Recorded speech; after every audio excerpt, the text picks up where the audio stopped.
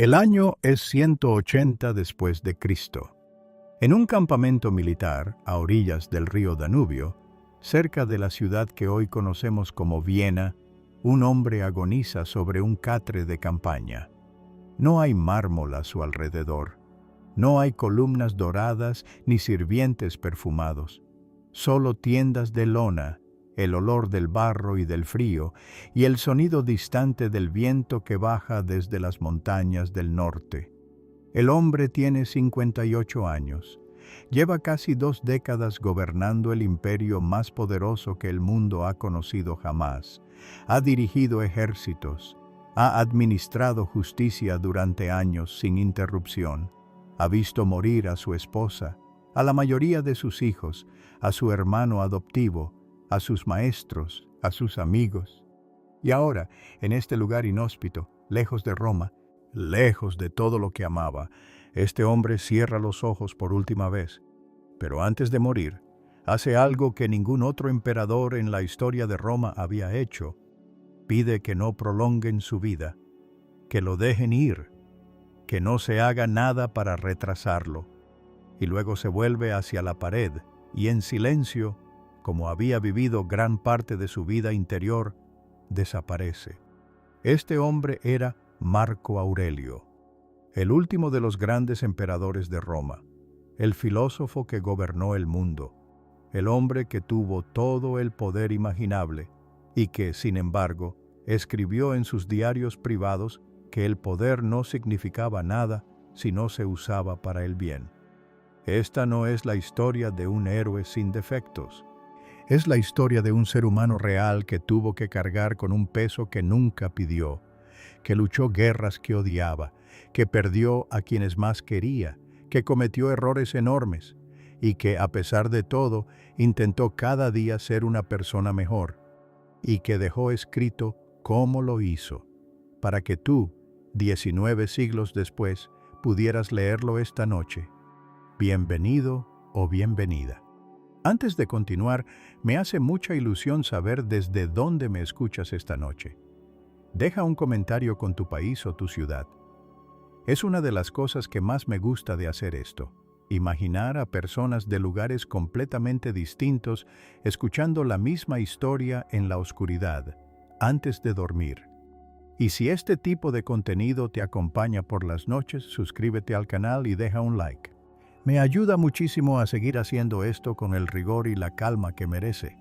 Ahora sí, deja que el ruido del día se vaya apagando poco a poco, porque para entender a Marco Aurelio, primero tenemos que entender el mundo en el que nació. Un mundo donde la grandeza era, al mismo tiempo, una trampa. Para entender quién fue Marco Aurelio, necesitas primero imaginar el mundo en el que creció. Estamos en el siglo II después de Cristo. El Imperio Romano está en el punto más alto de su poder y su extensión, desde las costas de Britania en el noroeste hasta las arenas de Mesopotamia en el este, desde el Rin y el Danubio en el norte hasta las dunas del norte de África en el sur. Decenas de millones de personas bajo una sola bandera. Ciudades con agua corriente, calefacción, bibliotecas, tribunales, carreteras que conectan todo. Es la Pax Romana, la paz romana.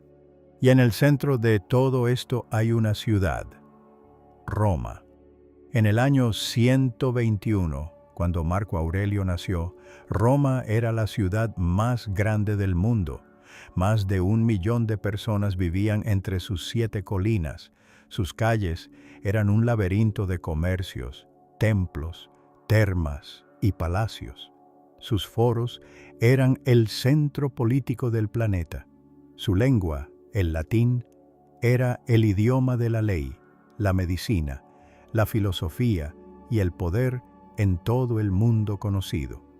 Y en aquella ciudad, el 26 de abril del año 121 después de Cristo, nació un niño que no sabía aún que el peso de todo ese mundo acabaría descansando sobre sus hombros.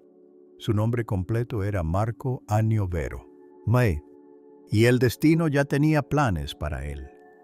Marco nació en el seno de una familia de la nobleza romana, los Ani, una familia de origen hispano establecida en Roma desde hacía generaciones y con una larga tradición de servicio al Estado. Su padre se llamaba Marco Annio Vero, como él, y su madre, Domicia Lucila, era una mujer culta y de carácter firme, hija de un cónsul y nieta de otro. Desde el principio, Marco creció en un ambiente de privilegio, pero también de seriedad. La familia Ani no era de las que malgastaban el dinero en fiestas o demostraciones de riqueza. Valoraban la educación, el servicio público, la austeridad. Pero la vida golpeó pronto. Marco tenía apenas 3 años cuando su padre murió. 3 años. Una edad en la que apenas se tiene memoria consciente. Una edad en la que el padre es todavía más una presencia, un olor, una voz, que una persona real en tu vida. Y de repente, esa presencia desapareció. Los historiadores no conocen la causa exacta de la muerte de Marco Annio Vero padre. Debió de ser una enfermedad, lo más común en aquella época. Lo que sí se sabe es que su desaparición dejó a Marco en manos de su madre y, sobre todo, de su abuelo paterno, también llamado Marco Annio Vero, que era en ese momento uno de los hombres más importantes de Roma. Había sido cónsul 3 veces, algo que era extraordinario, y gozaba del respeto de emperadores y senadores por igual. Fue el abuelo, por tanto, quien en la práctica crió a Marco. Y fue en la casa del abuelo donde Marco dio sus primeros pasos en el mundo de la filosofía. Porque el abuelo, además de ser un político respetado, era un hombre de principios. Un hombre que creía que la virtud, la honestidad y el autocontrol eran los pilares de una vida bien vivida. Ideas que en aquella época se asociaban sobre todo con una escuela filosófica que empezaba a ganar fuerza en los círculos intelectuales de Roma. El estoicismo. Marco lo absorbió todo desde pequeño, no como una doctrina que te obligan a estudiar, sino como una forma de ver el mundo que veía practicada cada día en el comportamiento de las personas que lo rodeaban. Pero había algo más en la infancia de Marco que marcaría profundamente su carácter: la soledad. Marco era un niño callado, reflexivo, dado a observar más que a hablar. En una ciudad y en una sociedad donde la retórica, la oratoria y la presencia social eran instrumentos de poder fundamentales, Marco parecía moverse a un ritmo interior diferente. Le gustaba leer, le gustaba pensar, le gustaba sentarse con un maestro y hacerle preguntas que muchos adultos no se habían atrevido a formular. A los 12 años ya mostraba una disciplina personal fuera de lo común. Los biógrafos antiguos nos dicen que dormía en el suelo por voluntad propia, que se vestía con ropa sencilla cuando nadie lo obligaba a ponerse la toga noble, que comía poco y sin excesos. No era una pose, era genuino. Y esa autenticidad, esa distancia natural del lujo y la ostentación, acabaría siendo una de las características más fascinantes de un hombre que, paradójicamente, llegaría a ser el ser humano más poderoso del planeta. La vida de Marco Aurelio estaba a punto de cambiar para siempre, y el cambio vendría de donde menos lo esperaba, de un hombre que lo veía crecer desde la distancia y que había decidido que aquel niño callado y reflexivo era exactamente lo que Roma necesitaba. Ese hombre era el emperador Adriano. Adriano es uno de los emperadores más interesantes de toda la historia romana, culto, viajero, curioso hasta la obsesión, Adriano había recorrido personalmente cada rincón de su imperio. Había visitado Egipto, Britania, Grecia, Asia Menor. Había construido la muralla de Adriano en el norte de Inglaterra para defender las fronteras. Había transformado Atenas en una ciudad romana con bibliotecas y templos dignos de la capital del mundo. Era también un hombre sin heredero. Y esto era un problema existencial para Roma. El sistema imperial no tenía una regla clara de sucesión. El poder podía heredarse biológicamente, pero también por adopción, por designación, por conquista. Y Adriano, que había llegado al trono en parte gracias a maniobras políticas poco claras, era muy consciente de que si no designaba un sucesor sólido, el caos podía desgarrar el imperio a su muerte. Cuando Marco tenía alrededor de 6 años, Adriano lo visitó en casa del abuelo. El niño hizo algo que sorprendió al emperador. No se intimidó, no intentó complacer. Respondió a sus preguntas con una naturalidad y una precisión que resultaban inusuales en alguien de su edad.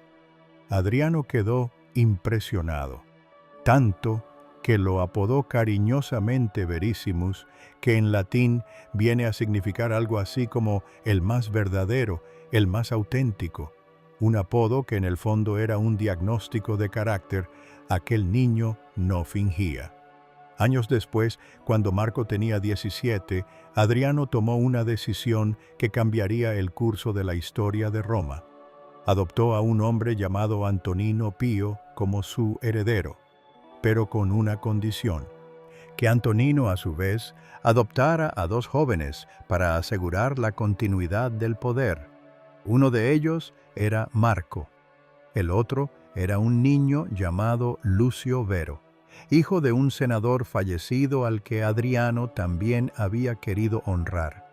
En un solo movimiento, Marco Annio Vero, el chico callado que dormía en el suelo, el niño sin padre que había crecido en la casa del abuelo, pasaba a ser el heredero del trono del imperio más grande del mundo. Tenía 17 años y no lo quería. Este es quizás el detalle más extraordinario de toda la historia de Marco Aurelio. La mayoría de los hombres de su época habrían dado cualquier cosa por estar en su lugar. El trono de Roma era el premio máximo, el poder absoluto, la riqueza ilimitada, el control de millones de vidas. Marco lo recibió como una carga.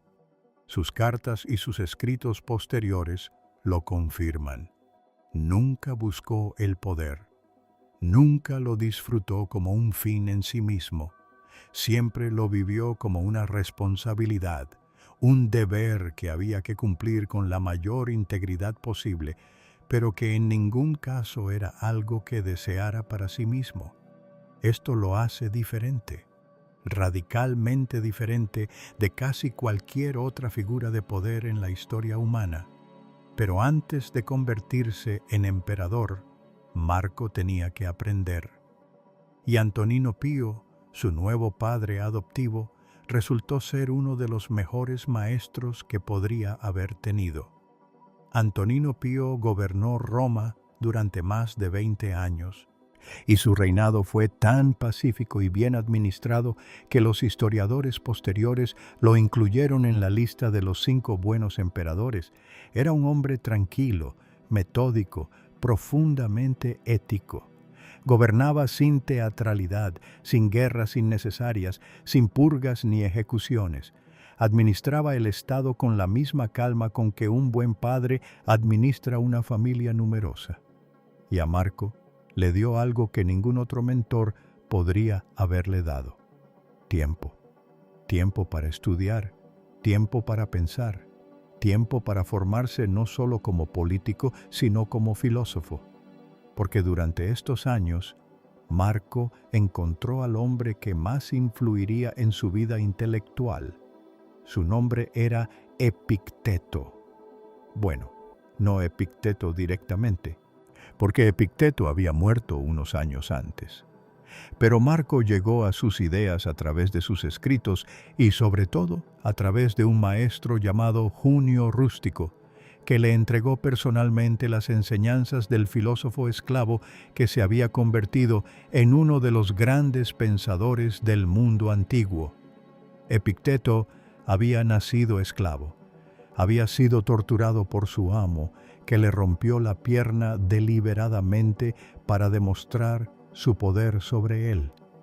Y había sobrevivido no solo físicamente, sino espiritualmente, desarrollando una filosofía de una radicalidad y una profundidad asombrosas. La idea central era simple, pero sus implicaciones eran infinitas. Hay cosas que dependen de ti y cosas que no dependen de ti. Las que dependen de ti son tus pensamientos, tus juicios, tus deseos, tus acciones. Las que no dependen de ti son tu cuerpo, tu reputación, el dinero, la enfermedad, la muerte, lo que piensan los demás de ti. La sabiduría, según Epicteto, consiste en concentrar toda tu energía en lo que depende de ti y aceptar con ecuanimidad todo lo demás. Para un joven que estaba a punto de heredar el peso del mundo, estas ideas no eran filosofía abstracta, eran una guía de supervivencia. Marco las interiorizó profundamente, las practicó cada día, las convirtió en el filtro a través del cual procesaba cada situación, cada problema, cada pérdida, y las puso a prueba muy pronto, porque el tiempo de paz y estudio estaba a punto de terminar. Cuando Marco tenía 40 años, Antonino Pío murió. Era el año 161 después de Cristo, y el mundo entero cambió de un día para otro. El 7 de marzo del año 161 después de Cristo, Antonino Pío cenó, bebió algo de vino alpino, durmió y a la mañana siguiente simplemente no despertó. Tenía 74 años y había gobernado Roma durante más de 2 décadas de relativa paz. Su muerte fue tan tranquila y serena como su vida. Esa misma mañana, Marco Aurelio fue proclamado emperador, y lo primero que hizo, antes incluso de recibir todos los honores del cargo, fue insistir en algo que sorprendió a todos los que lo rodeaban. Quería compartir el poder con su hermano adoptivo, Lucio Vero. ¿Veis? Esto era un gesto sin precedentes reales en la historia romana. El poder imperial era por naturaleza singular. Un solo hombre, un solo trono. Compartirlo voluntariamente, sin que nadie te lo exigiera, era casi inconcebible. Pero Marco insistió. Sentía que era lo correcto. Lucio Vero también había sido adoptado para ser heredero. También tenía derecho. Y Marco, que nunca había querido el poder para sí mismo, no veía razón para no compartirlo. Este gesto nos dice todo sobre el tipo de hombre que era. Lucio Vero era, en casi todos los sentidos, el opuesto de Marco. Era jovial, extrovertido, amante del lujo y de los placeres. Le encantaban las carreras de carros en el Circo Máximo, los banquetes, la compañía de mujeres hermosas. Era popular, carismático, físicamente atractivo. Marco lo amaba de todas formas, no con ingenuidad. Marco sabía perfectamente cuáles eran las limitaciones de su hermano, pero le era fiel porque Lucio era en el fondo un hombre de buen corazón, y porque Marco creía que las personas no tienen por qué ser perfectas para merecer tu lealtad. Los primeros meses del reinado transcurrieron con relativa calma. Marco recibía embajadas, resolvía disputas legales, atendía al Senado con un respeto que algunos de sus predecesores no habían mostrado. Dormía poco, Do not Trabajaba seek for mucho. things to happen the way you Escribía want por them las to. noches. Rather, Pero el idilio wish fue that what breve, happens happens porque the way it Roma, happens. como Do cualquier not imperio seek for grande, things to happen the no way you tardó want en them to. exigir sangre. Rather, A finales wish del that what año happens happens the way it 161, happens. apenas Do not meses seek for things después to de happen que the way you Marco want them to. asumiera el poder, Rather, wish that llegaron what happens noticias happens the way it alarmantes happens. desde el Then you will be este. happy. El rey del imperio parto, Rerum naturae Vologases sunt IV, quaedam in nostra había potestate, invadido Armenia quaedam non y sunt. destruido varias legiones romanas. Era una humillación sin precedentes. Roma no había sufrido una derrota militar tan clara en décadas. Y Marco, el filósofo que prefería los libros a las espadas, el hombre que nunca había comandado un ejército, tuvo que enfrentarse a su primer gran test como gobernante. Su decisión fue pragmática y sabia a la vez: enviar a Lucio Vero a comandar la campaña en el este. Lucio no era un genio militar, pero era carismático y sabía inspirar a los soldados. Y Marco tuvo la inteligencia de rodearle de generales experimentados, hombres como Avidio Casio y Estacio Prisco, que en la práctica lideraron las operaciones. La campaña duró años y acabó en victoria. Las legiones romanas cruzaron el Éufrates, saquearon la capital Parta de Ctesifonte y devolvieron a Roma el control de Armenia y parte de Mesopotamia. Lucio Vero regresó a Roma convertido en héroe. Marco organizó un triunfo extraordinario para celebrar la victoria. Pero entre los soldados victoriosos viajaba algo que nadie había indicado, algo invisible, sin nombre todavía, que tardaría en manifestarse, pero que, cuando lo hizo, cambiaría para siempre la historia de Roma: la plaga. Nadie sabe exactamente qué enfermedad era. Los historiadores modernos debaten si se trataba de viruela, sarampión o alguna otra infección que ya no existe en la forma en que la conocieron los romanos. Lo que sí se sabe es que fue devastadora.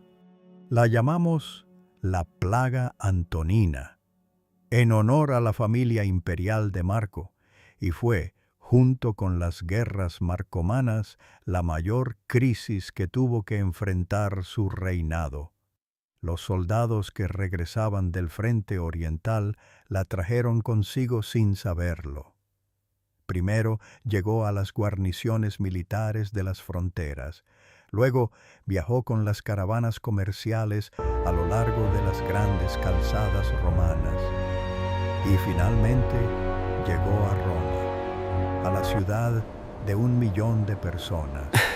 Los síntomas que describían los médicos de la época eran terribles: fiebre alta, diarrea, vómitos, erupciones cutáneas que cubrían todo el cuerpo, gangrena en las extremidades.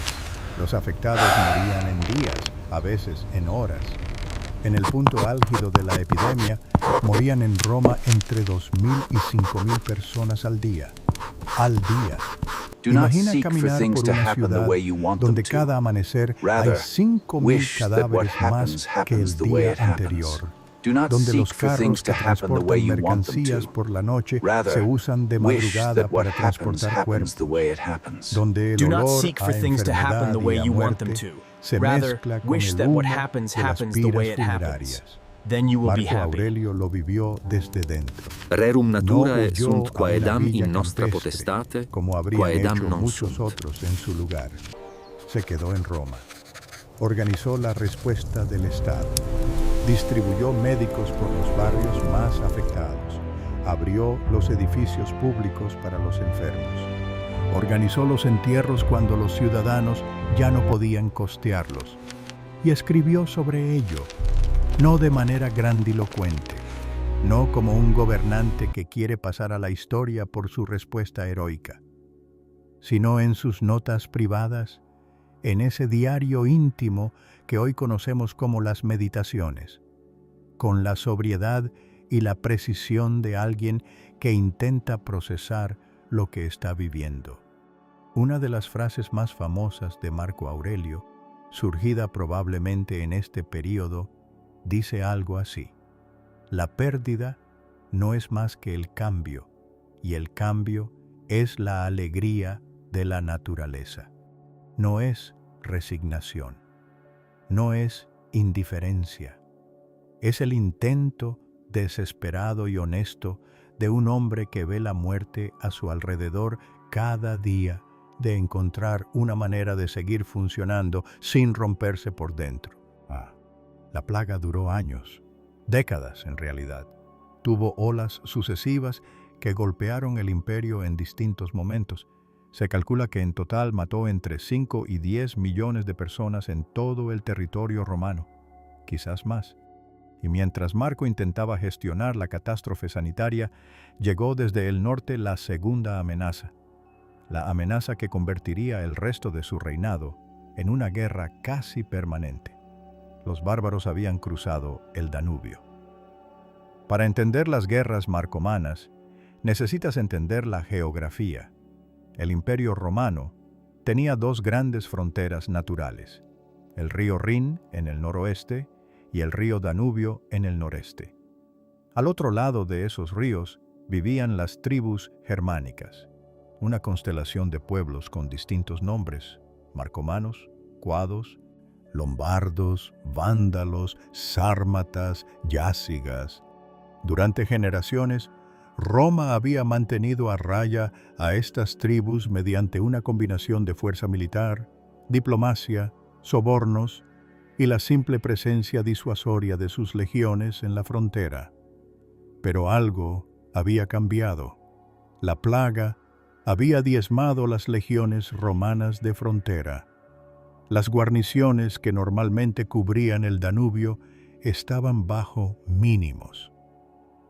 Y al norte, las tribus germánicas estaban experimentando una presión que venía de más al norte todavía. Los godos, empujando desde el Báltico hacia el sur, comprimían a los pueblos que vivían en la frontera con Roma. Y esos pueblos, presionados desde arriba y viendo la frontera más débil que nunca, tomaron la única decisión posible: cruzaron. En el año 166, los marcomanos y los cuados irrumpieron en el territorio romano con una fuerza que nadie había anticipado. No era una simple incursión de saqueo, era una migración en masa de pueblos enteros buscando nuevas tierras. Llegaron hasta el norte de Italia, saquearon Aquileia, la ciudad más importante del noreste imperial. Se dice que llegaron a verse las columnas de humo desde las colinas de los Alpes. Roma no había sido amenazada desde el interior de Italia en siglos. Marco Aurelio recibió la noticia en el Palatino. Y este hombre, que nunca había querido ser soldado, que había pasado sus mejores años estudiando filosofía, que prefería el silencio de una biblioteca al ruido de un campamento militar, se puso la armadura. No lo hizo con entusiasmo, no lo hizo buscando gloria, lo hizo porque era lo que había que hacer. Esta es quizás la mejor definición del estoicismo que Marco Aurelio practicaba. No se trata de sentirte bien haciendo lo correcto. Se trata de hacer lo correcto, aunque no te sientas bien haciéndolo. La preparación para la guerra fue monumental. Las legiones habían perdido demasiados hombres por la plaga, así que Marco tomó medidas sin precedentes. Reclutó gladiadores para el ejército, liberó esclavos para que lucharan, contrató mercenarios de los propios pueblos bárbaros, enroló a brigantes de las provincias del oriente. En el año 168, Marco Aurelio y Lucio Vero marcharon personalmente hacia el norte. Era la primera vez en décadas que un emperador romano salía a campaña en primera persona. El invierno los sorprendió en Aquileia, y fue durante ese invierno helado cuando ocurrió algo que nadie esperaba. Lucio Vero cayó enfermo. Probablemente la plaga, que seguía haciendo estragos, quizás el frío, quizás el agotamiento de años de excesos. Los médicos no pudieron hacer nada. Lucio Vero, el hermano adoptivo al que Marco había amado y protegido toda su vida, murió en el año 169. Marco se quedó solo en el sentido más profundo del término, solo como gobernante, sin nadie con quien compartir la carga, solo como hombre, sin el hermano al que había elegido tener a su lado, aunque no lo hubiera elegido el destino. Organizó los funerales con toda la dignidad que merecía Lucio. Lo deificó, como era costumbre con los emperadores muertos, y luego se volvió hacia el norte, hacia la guerra. Los siguientes 12 años de la vida de Marco Aurelio transcurrieron en gran medida en el frente del Danubio.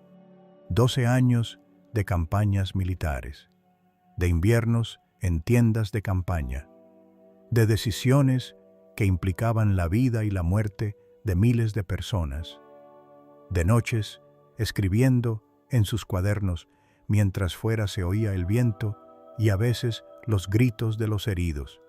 La guerra fue dura, larga y sangrienta, pero Marco la ganó, no de una vez, no con una sola batalla brillante que lo resolviera todo, sino año a año, campaña a campaña, con la misma paciencia y la misma determinación que aplicaba a todo lo demás en su vida. Entre el año 169 y el 175, las legiones romanas cruzaron el Danubio repetidamente, combatiendo en terrenos que los soldados romanos no habían pisado en generaciones: bosques profundos, ríos helados, pantanos, colinas nevadas. Marco no era un general brillante en el sentido de Julio César o Alejandro Magno. No era el tipo de líder que ganaba batallas por pura genialidad táctica. Era algo diferente. Un hombre que se presentaba, que aguantaba, que tomaba decisiones razonables y que trataba a sus soldados con un respeto que estos no olvidaban. Y los historiadores antiguos nos dicen que comía la misma comida que sus tropas, que dormía en condiciones similares, que atendía personalmente a los heridos cuando podía, que no ejecutaba prisioneros por capricho. Su presencia en el frente no era la del general que observa la batalla desde una colina. Era la del hombre que sabe que está allí porque tiene que estar, y que mientras está allí, hace lo que puede con lo que tiene. Y en medio de todo eso, escribía. Por las noches, cuando el campamento quedaba en silencio y las antorchas proyectaban sombras irregulares sobre las paredes de la tienda, Marco Aurelio tomaba un stylus y escribía en sus tablillas. No escribía órdenes ni estrategias militares, escribía pensamientos, reflexiones, recordatorios para sí mismo sobre cómo comportarse al día siguiente, sobre cómo no perder la templanza cuando alguien le fallaba, sobre cómo aceptar lo inevitable, sobre cómo ser mejor persona en circunstancias que ponían a prueba cada día toda la filosofía que había estudiado. Esas notas nunca fueron pensadas para que nadie las leyera. Las leeremos más adelante, porque merecen su propio capítulo. Por ahora, necesitamos hablar de lo que estaba pasando en la vida personal de Marco mientras el mundo se consumía en la guerra, y de las tragedias que se iban acumulando en silencio. Existe una tendencia a describir a Marco Aurelio como una figura casi sobrehumana en su ecuanimidad, el filósofo estoico que todo lo acepta, el sabio que no sufre, el sabio. Esa imagen es falsa. Marco Aurelio sufrió de una manera que haría tambalear a cualquier ser humano. Empecemos por sus hijos. Marco y su esposa Faustina tuvieron, según los datos más fiables, 14 hijos. 14. De esos 14, solo sobrevivieron hasta la edad adulta 6. Los otros 8 murieron en la infancia o en la adolescencia. 8 hijos enterrados.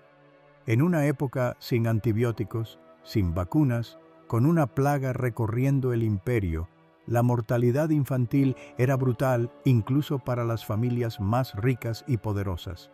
Pero saberlo no suaviza el dolor. Cada muerte era un golpe real, un nombre, un rostro.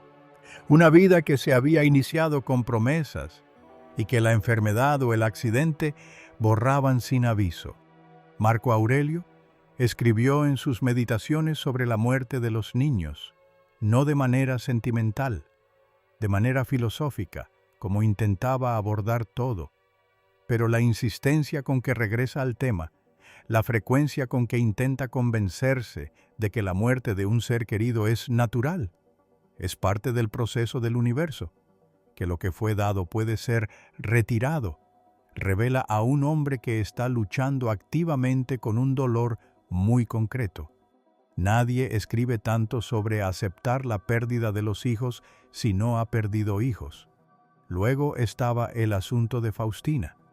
Faustina era su esposa desde que tenía 16 años, hija de Antonino Pío, una mujer de carácter fuerte, inteligente y políticamente perspicaz que acompañó a Marco en parte de sus campañas militares, algo inusual para una emperatriz romana. Los rumores sobre Faustina eran crueles y constantes. Los escritores antiguos, particularmente los que no simpatizaban con Marco Aurelio, la acusaban de infidelidades múltiples, de haber tenido relaciones con gladiadores, marineros, incluso con el general Avidio Casio, de conspiración política.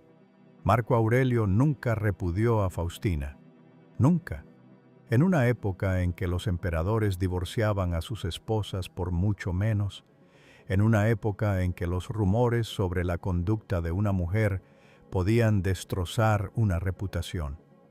Marco eligió no actuar sobre lo que no podía probar y tratar a su esposa con la misma lealtad con que esperaba ser tratado.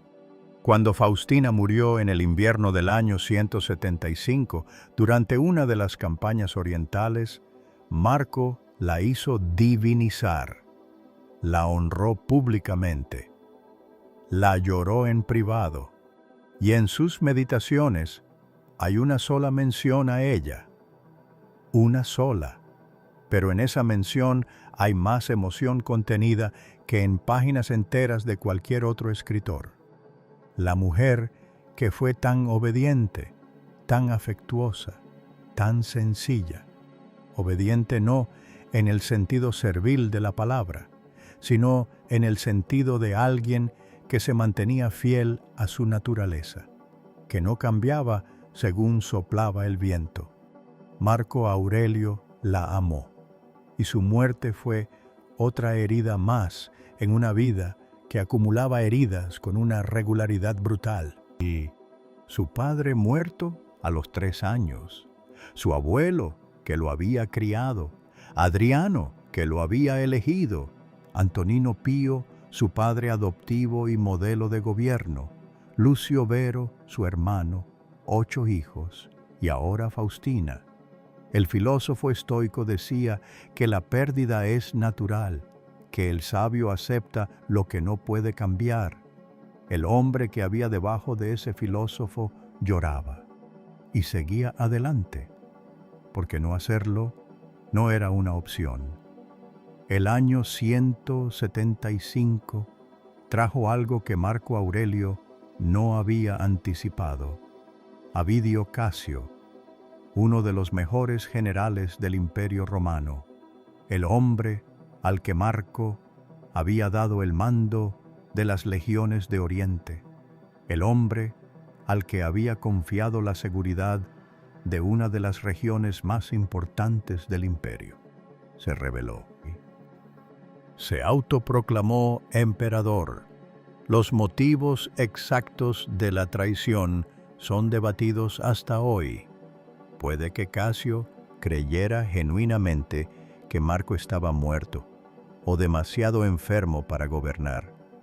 Puede que hubiera recibido información falsa. Puede que sencillamente fuera ambicioso y creyera que la oportunidad había llegado. Lo que se sabe con certeza es que el gobernador de Siria y las provincias orientales del imperio, incluido Egipto, reconocieron la proclamación de Casio. De repente, el imperio tenía 2 emperadores. Cuando las noticias llegaron al campamento de Marco Aurelio en el frente del Danubio, los que lo rodeaban esperaban una respuesta de furia, de represalias inmediatas, de la dureza que una traición de semejante magnitud parecía exigir. Marco Aurelio lloró, no de debilidad, de tristeza genuina, porque Casio no era simplemente un general que se había rebelado. Era alguien en quien Marco había confiado, alguien a quien había dado poder precisamente porque creía que era digno de ello. Lo que más perturbaba a Marco no era la amenaza política, era el fracaso humano que representaba la traición. El hecho de que alguien a quien habías juzgado bien hubiera resultado ser diferente de lo que pensabas. Y entonces Marco hizo algo que volvió a sorprender a todos. Escribió cartas al Senado pidiendo moderación, cartas a sus propios generales ordenando que si capturaban a Casio, lo llevaran ante él con vida, que nadie tomara represalias indiscriminadas contra los que habían seguido al rebelde, que se evitara el baño de sangre. El conflicto nunca llegó a su resolución militar. Antes de que las legiones de Marco pudieran marchar hacia el este, un centurión de la propia facción de Casio lo asesinó, probablemente para ganarse el favor del emperador legítimo. Llevaron la cabeza de Casio a Marco Aurelio, y Marco ordenó que la enterraran. No la exhibió, no la envió a Roma como señal de victoria, la enterró. Cuando llegó a las provincias orientales para restablecer el orden, extendió amnistías generosas a los soldados que habían seguido a Casio, a los gobernantes que lo habían reconocido. Quemó los archivos y las cartas que podrían haber incriminado a senadores romanos de colaborar con el rebelde. Prefirió no saber, prefirió no tener en sus manos el poder de destruir a personas basándose en una acusación que él no podía verificar personalmente. Esta actitud es extraordinaria en cualquier época. En la Roma del siglo II, donde los emperadores anteriores habían ejecutado a senadores por mucho menos, era casi incomprensible. Pero se explica perfectamente desde la filosofía de Marco. No hagas a nadie lo que no quisiera que te hicieran a ti. No puedes controlar las acciones de los demás, solo puedes controlar las tuyas. La venganza no es justicia, la justicia es restaurar el orden. Marco Aurelio no era un santo. Era un hombre que había elegido deliberadamente, cada día, comportarse de acuerdo con unos principios que creía correctos, aunque el mundo le demostrara repetidamente que otros no lo hacían. La rebelión de Casio lo afectó profundamente y lo llevó, en los años siguientes, a un período de reflexión interior más intensa que nunca. Un período que cristalizó en las páginas más extraordinarias que jamás se hayan escrito desde el trono de un imperio. Imagina encontrar un cuaderno viejo, escrito en griego, con letra apretada e irregular, sin título en la portada, sin fecha al principio, sin dedicatoria. Dentro, pensamientos en bruto, reflexiones personales, recordatorios que alguien se escribe a sí mismo, frases cortas, a veces repetitivas, a veces contradictorias entre sí, y luego, leyendo más, darte cuenta de que ese cuaderno lo escribió el hombre más poderoso del mundo. Esos son las meditaciones de Marco Aurelio. Marco las llamaba en griego taeis heuton, que significa literalmente cosas escritas para uno mismo, para nadie más. Notas privadas. Recordatorios íntimos. Es muy probable que Marco nunca tuviera intención de que se publicaran, que si hubiera sabido que 18 siglos después seguirían leyéndose, en cientos de idiomas, en millones de copias, en teléfonos móviles de personas que viven en países que él no podía imaginar, se hubiera sentido profundamente incómodo. Porque las meditaciones son vulnerables. Hay duda en ellas, hay miedo, hay irritación y luego autocrítica por esa irritación. Hay un hombre que se dice a sí mismo, recuerda que eres mortal, recuerda que lo que hoy te parece urgente, en 100 años no importará a nadie. No son un manual de autoayuda, no son un tratado filosófico con argumentos estructurados y conclusiones claras. Son el trabajo interior de un hombre que cada día tiene que recordarse a sí mismo cómo quiere comportarse. Porque incluso los grandes luchaban con eso. Hay frases en las meditaciones que nos hablan directamente de su vida real en el frente del Danubio. Frases como esta: al amanecer, cuando te despiertes con desgana, piensa que voy a levantarme para hacer el trabajo de un ser humano. Eso no lo escribe un hombre que se despierta lleno de energía y entusiasmo. Lo escribe un hombre que a veces, en la oscuridad del campamento, rodeado de frío y de guerra, y de la memoria de todos los que ha perdido, tiene que hacer un esfuerzo real para ponerse en pie. Y lo hace, porque es lo que hay que hacer. Hay algo en las meditaciones que resulta especialmente llamativo para el lector moderno. Marco Aurelio vivía rodeado de lujo y poder, pero se esforzaba conscientemente por no dejarse seducir por ellos. Una de sus reflexiones dice más o menos así: cuando tengas el impulso de mirar con codicia lo que tienen los poderosos, recuerda que eso no te hace más libre, te hace menos libre. O esta otra, que podría haber escrito ayer: no pierdas más tiempo discutiendo sobre cómo debe ser un hombre bueno. Sé uno. O esta, que golpea con una simplicidad brutal: puedes cometer las injusticias que quieras contra ti mismo. Pero, ¿por qué razón cometerías injusticias contra tu prójimo? Las meditaciones son el retrato más honesto que existe de cómo piensa un ser humano real que intenta ser bueno en un mundo que constantemente pone a prueba esa intención. No un sermón, no un manual, un diario. El diario de un hombre que no sabía que estaba escribiendo para todos nosotros y que tenía por delante, sin saberlo, los momentos más difíciles de su vida. Marco Aurelio cometió errores. Muchos, probablemente, como todos los seres humanos. Pero hay uno que los historiadores señalan siempre, uno que contrasta con todo lo que hemos visto de él: la decisión de hacer a su hijo Cómodo su heredero. Para entender por qué esto fue un error y por qué Marco lo cometió de todas formas, necesitas entender el sistema de los 5 buenos emperadores que tanto admiramos hoy: Nerva, Trajano, Adriano, Antonino Pío, Marco Aurelio. Los 5 habían llegado al poder en parte gracias a un mecanismo extraordinario: la adopción del sucesor más capaz, no del hijo biológico.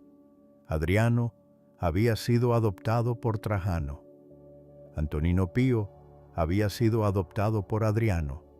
Marco Aurelio había sido adoptado por Antonino Pío. Ninguno de ellos tenía hijos propios que fueran candidatos obvios al trono. Marco Aurelio sí los tenía. Específicamente, tenía un hijo llamado Cómodo. Cómodo no era estúpido. Era físicamente impresionante, hábil con las armas, carismático a su manera, pero también era impulsivo, caprichoso, profundamente egocéntrico, y no mostraba ninguno de los rasgos que hacen a alguien apto para gobernar un imperio con la prudencia y el cuidado que el cargo exigía. Marco lo sabía, sus propios consejeros se lo decían, sus generales lo veían, la evidencia estaba ahí, y sin embargo, en el año 177, Marco nombró a Cómodo co-gobernante, y a su muerte le dejó el trono. ¿Por qué? Los historiadores han debatido esto durante siglos. Puede que Marco creyera genuinamente que Cómodo mejoraría con la responsabilidad. Puede que la presión de la sucesión dinástica, de la necesidad de estabilidad política, fuera más fuerte que cualquier otra consideración. Puede que, en el fondo de ese filósofo que había aceptado con ecuanimidad tantas pérdidas, hubiera un padre que simplemente no pudo hacer lo que la razón le indicaba cuando se trataba de su hijo. La filosofía estoica habla de preferir lo racional sobre lo emocional, de no dejar que los vínculos personales distorsionen el juicio. Marco Aurelio predicó esto toda su vida, y en el momento más importante de su reinado, cuando la decisión de quién heredaba el imperio podía cambiar el destino de millones de personas, fue incapaz de aplicarlo. Era humano, solo humano. Cómodo llegó al poder en el año 180 y gobernó durante 12 años de un modo que horrorizaría a su padre. Ejecutó senadores por capricho, se proclamó a sí mismo la reencarnación de Hércules, combatió en el Coliseo contra gladiadores que por supuesto lo dejaban ganar, descuidó las fronteras, abandonó el proyecto de expansión en el norte que Marco había trabajado durante toda una vida. Fue asesinado finalmente en el año 192 por una conspiración de sus propios cortesanos. Y con su muerte, la dinastía que Marco había construido se desintegró. El periodo de paz relativa que había caracterizado el siglo de los 5 buenos emperadores llegó a su fin. Y todo esto, en cierta medida, a causa de un padre que no pudo hacer la cosa más difícil: anteponer el bien del imperio al amor por su hijo. Marco Aurelio no vivió para ver la mayor parte de ello, porque para el año 180, Marco ya estaba en el norte, combatiendo en la última campaña de su vida, y el cuerpo, que había aguantado décadas de campaña, de enfermedad, de privaciones, comenzaba por fin a ceder. Estamos en el año 180 después de Cristo. Marco Aurelio lleva casi 2 décadas gobernando el imperio más grande del mundo. Ha combatido guerras que odiaba, ha perdido a casi todos los que amaba, ha escrito, en la soledad de las noches de campaña, algunas de las reflexiones más lúcidas que un ser humano ha puesto jamás en palabras. Y ahora está muriendo. Vindobona, la ciudad que hoy llamamos Viena. En aquella época era un campamento militar estratégico en la orilla sur del Danubio, el lugar desde donde se coordinaba la defensa de la frontera norte del imperio. Hace frío, es primavera, pero el norte todavía conserva el filo del invierno. El río está alto y marrón con el deshielo. Marco cayó enfermo durante la campaña. Probablemente la plaga, que nunca había abandonado del todo el imperio y que en este momento tenía su segunda ola de devastación. Quizás simplemente el agotamiento acumulado de una vida extraordinariamente dura para un cuerpo que desde siempre había sido delicado. Los médicos hicieron lo que pudieron. No fue suficiente. Marco rechazó comida durante sus últimos días. Sabiendo que se moría, decidió no resistir el proceso en lugar de retrasarlo artificialmente. En su filosofía estoica, prolongar una vida que ya había cumplido su propósito no tenía sentido. La muerte no era un fracaso, era simplemente el siguiente paso en el proceso natural del universo. Cuando su hijo Cómodo llegó al campamento para estar presente, Marco le dijo algo. Los historiadores discuten las palabras exactas, pero en todas las versiones hay un hilo común. Cuida el imperio mejor de lo que yo he podido. Y luego se volvió hacia la pared. El 17 de marzo del año 180, Marco Aurelio murió. Tenía 58 años. Había gobernado el Imperio Romano durante casi 20, y lo había hecho con una integridad y una humanidad que ningún otro líder antes ni después igualó del todo. El Senado lo deificó, como era costumbre. Le erigieron estatuas. Su imagen apareció en las monedas. Su nombre fue invocado durante siglos como modelo de gobernante ideal. La estatua ecuestre de bronce que todavía hoy se conserva en Roma, en la Plaza del Capitolio, muestra a un hombre a caballo con el brazo extendido en un gesto que parece decir: «Quietos, todo está bien, yo estoy aquí». Esa estatua sobrevivió a la Edad Media solo porque los cristianos medievales creyeron equivocadamente que representaba al emperador Constantino, el primer emperador cristiano. La ironía es perfecta. Marco Aurelio nunca fue cristiano. Era pagano, politeísta, formado en la filosofía griega. Pero sus palabras, su filosofía, su forma de entender la vida, resonaron tan profundamente con valores que el mundo consideró universales que su estatua sobrevivió cuando la mayoría de las imágenes de emperadores paganos fueron destruidas. Hay algo poético en eso. Cuando Marco Aurelio murió, Roma dejó atrás su período de mayor esplendor. Los historiadores llaman al período que siguió la crisis del siglo III. En pocas décadas, el imperio tuvo decenas de emperadores, muchos de ellos asesinados por sus propios soldados. Las guerras civiles se multiplicaron. La economía se contrajo. Las fronteras comenzaron a ceder.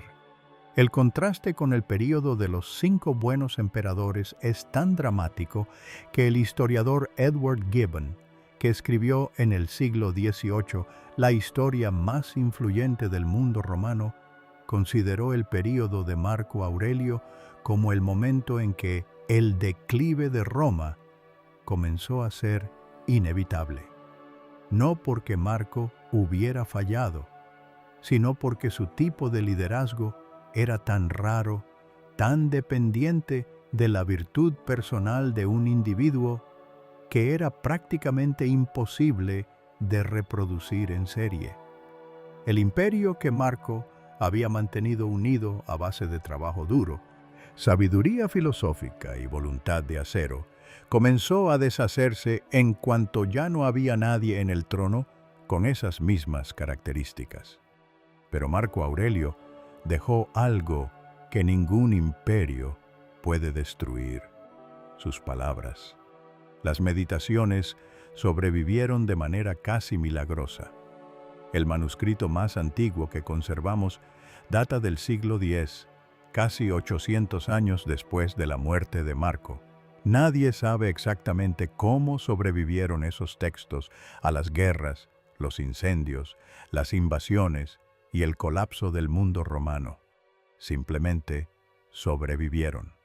Y cuando el mundo occidental comenzó a redescubrirlas en el Renacimiento, produjeron el mismo efecto que habían producido en sus primeros lectores. Una sensación de reconocimiento, de que este hombre, que vivió hace casi 2000 años, en un mundo radicalmente diferente al nuestro, estaba hablando de problemas que seguimos teniendo hoy, de sentimientos que seguimos sintiendo, de batallas interiores que seguimos librando, la dificultad de controlar las emociones, la tentación de buscar el reconocimiento ajeno, el miedo a la muerte, el dolor de perder a quienes amas, la necesidad de encontrar un sentido al sufrimiento. Marco Aurelio no tenía respuestas definitivas a ninguna de estas preguntas. Las meditaciones no son un libro de soluciones, son un libro de práctica. El registro de un hombre que cada día intentaba ser mejor y no siempre lo conseguía, pero que no dejaba de intentarlo. Y eso, 19 siglos después, sigue siendo lo más valioso que podemos extraer de su vida. No el modelo perfecto, no el héroe sin defectos. El hombre real que se esforzaba cada mañana por hacer lo correcto en un mundo que no siempre lo ponía fácil. Antes de cerrar, quiero que nos detengamos un momento en algo que los libros de historia raramente dicen. Marco Aurelio probablemente nunca se consideró a sí mismo un gran hombre. Sus propias meditaciones lo sugieren.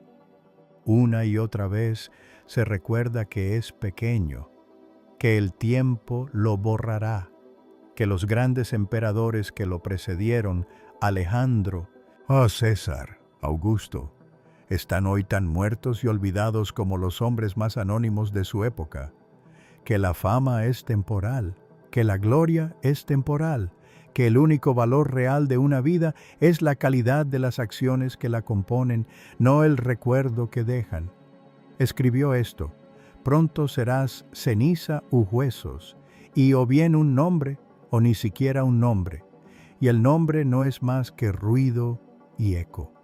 Un hombre que escribe esto no está construyendo un legado, está intentando, honestamente, desprenderse de la necesidad de construirlo. Y sin embargo, aquí estamos, en el año 2026, escuchando su historia a través de un dispositivo que él no podría haber imaginado, en un mundo que habría considerado incomprensible en casi todos sus aspectos. Y sus palabras siguen resonando, porque la pregunta que Marco Aurelio intentaba responder cada día no ha cambiado. ¿Cómo vivir bien? ¿Cómo tratar bien a los demás? ¿Cómo aceptar lo que no puedes cambiar sin dejar de luchar por lo que sí puedes? ¿Cómo seguir siendo tú mismo cuando el mundo te presiona para que seas otra cosa? Marco Aurelio no resolvió estas preguntas, pero las hizo suyas cada día durante casi 60 años. Y el hecho de que las siga planteando a través del tiempo y del silencio es quizás la forma más pura de inmortalidad a la que puede aspirar un ser humano.